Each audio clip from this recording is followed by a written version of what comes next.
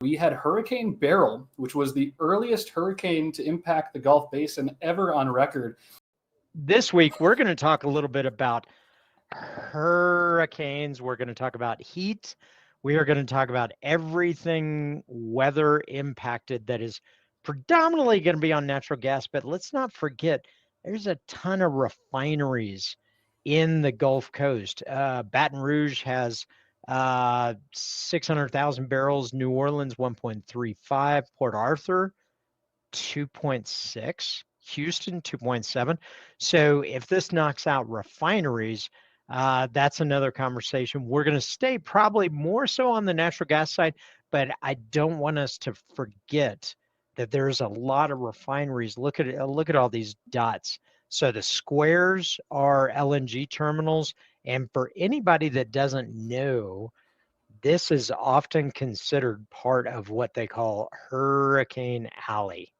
So when we look at marine traffic, which is a great website to look at ships around the globe, all of these are petroleum and LNG ships. And Brendan, correct me if I'm wrong, but this, oh, no, wrong color. Bill loves when I draw. This is going to be wonderful. You can prepare yourselves because this will be amazing. This is considered Hurricane Alley. Is that accurate? Something like that?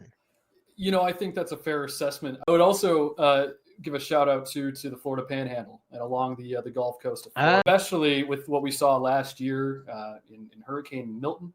That impacted, of course, just to the south there of Tampa. So, yeah, pretty much that entire Gulf Basin is what we're looking for. When we're talking about tropics in terms of who's likely to be impacted first, we'll get to the forecast here in a moment. But, especially early on in the season, we tend to turn our attention to the Caribbean and into the Gulf for that early initiation. We had Hurricane Beryl, which was the earliest hurricane to impact the Gulf Basin ever on record, and the strongest hurricane in the Caribbean that early in the season, right around that July period, being a Category 5 before it eventually weakened to a Category 1 by the time it made its impact in the Gulf. So all eyes are on this area here early on this season, and that's really the case over the coming weeks.